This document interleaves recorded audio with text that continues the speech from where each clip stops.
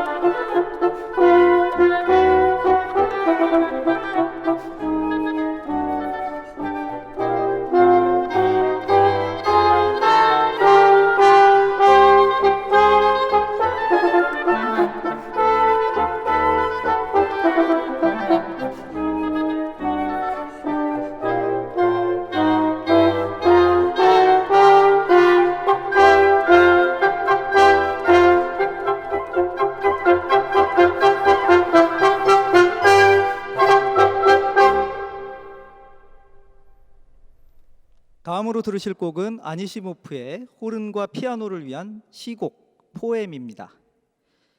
먼저 호른에 대해 알아볼까요? 먼 옛날 호른은 동물의 뿔로 만든 뿔피리였습니다. 그 뿔피리는 사냥호른 코르노 다 카치아로 발전했죠. 이것이 발전해서 오늘날의 호른이 되었습니다. 프랑스에서 발달해 프렌치 호른이라고도 하죠. 호른이 관현악 합주에 등장하기 시작한 건 18세기 이후인데요. 19세기에 밸브 호른이 발명되죠. 이것은 작곡가들에게도 큰 변혁으로 다가갔습니다. 호른이 다른 금관악기와 구별되는 점은 관의 길이와 구조, 특히 마우스피스에 있습니다. 마우스피스의 구조가 긴 원추형이기 때문에 트럼펫이나 트롬본보다 덜 예리하고 덜 날카롭죠. 그래서 부드럽고 어두운 음색을 만들게 됩니다. 이러한 음색 때문에 호른은 목관악기와 함께 연주하기도 하고 오케스트라의 금관군과 목관군을 연결시켜주는 역할을 담당하죠. 왼손은 밸브 위에 올려놓고 오른손은 종 모양한 벨 속에 넣고서 연주합니다. 작곡가 보리스 이바노비치 아니시모프는 1907년 그리고로보에서 태어나 1997년 상트페테르부르크에서 생을 마쳤는데요. 트롬보니스트이자 지휘자였습니다. 1938년부터 1989년까지 키로프 발레 극장의 지휘자로 일했습니다. 아니시모프의 이 작품은 어두운 부분에서 밝은 부분까지, 느린 악구에서 빠른 악구까지 호른의 다양한 표현을 이끌어내고 있습니다. 호른과 피아노를 위한 시곡, 포엠 감상하시겠습니다.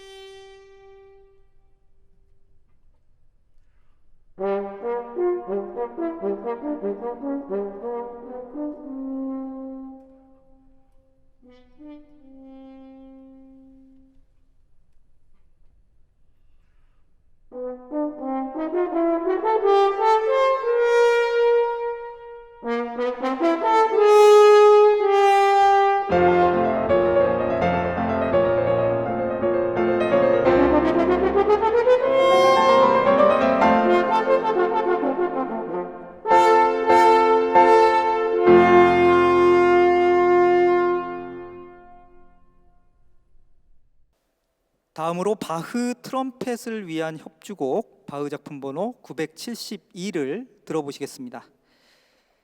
트럼펫은 4,000년 전 이집트 회화에도 그 흔적이 나오는 유구한 역사의 금관 악기죠.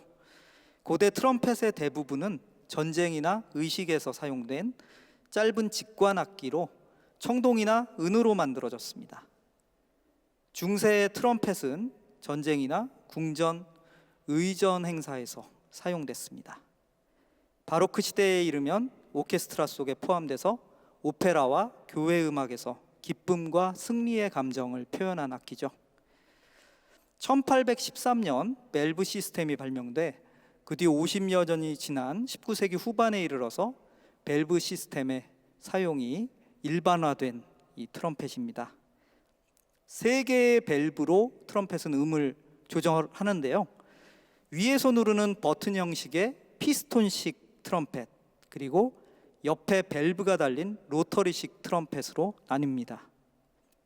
자, 그럼 바흐의 트럼펫 협주곡을 들어볼까요? 요한 제바스티안 바흐는 비발디, 마르첼로, 텔레만, 요한 에른스트 공 같은 이 당대 작곡가들의 협주곡 작품을 건반을 위한 협주곡 작품으로 편곡해 구성했습니다. 바흐 작품 번호 972번부터 987번까지가 그 작품들인데요. 그 첫 작품인 바흐 작품 번호 972는 비발디 조화의 영감 작품 3에 수록된 바이올린 협주곡 D장조 리온 번호 230을 건반 독주곡으로 편곡한 작품입니다. 바흐가 의도한 당대의 건반 악기 합시코드나 오르간 외에도요, 이 트럼펫과 오르간, 트럼펫과 금관 앙상블, 그리고 트럼펫 협주곡 등으로 연주가 되고 있습니다. 자, 그럼 트럼펫 협주곡 양식으로 바흐 트럼펫을 위한 협주곡 바흐 작품 번호 972를 감상하시겠습니다.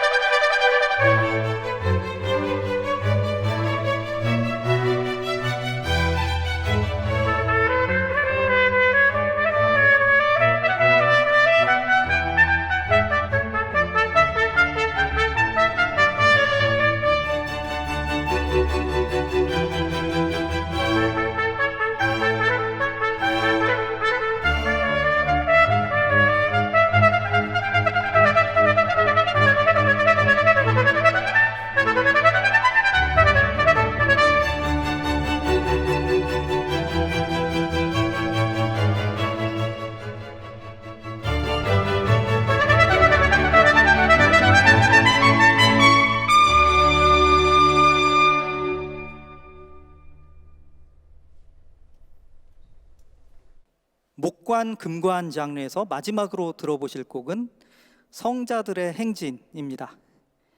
성자들이 행진할 때라고도 하죠. 흑인 연가 중에 하나로 딕실랜드 재즈곡이기도 한 When the Saints Go Marching In입니다. 귀에 익은 유명한 곡이죠. 원래는 미국 뉴올리언스에서 흑인의 장례식 때 연주된 작품입니다. 뉴올리언스에서는 장지에 갈 때는 조용한 분위기, 매장 때는 슬픈 선율을 연주하고요. 돌아오는 길에는 신나는 곡들로 퍼레이드를 하는 전통이 있었다고 합니다. 고인의 영혼이 해방돼 천국으로 가는 걸 축하하는 의미였다고 하죠. 1938년 루이 암스트롱이 녹음에 발표하면서 전 세계적으로 유명해졌습니다. 가스펠 음악으로 기독교적이지만 종교와 상관없이 힘을 북돋는 응원가로도 많이 쓰입니다. 손흥민 선수가 뛰고 있는 영국 프리미어 리그 토트넘 핫스퍼의 응원가이기도 하죠. O When the Spurs Go Marching In인데요. 자, 그러면 성자들의 행진 금관 오중주로 들어보시겠습니다.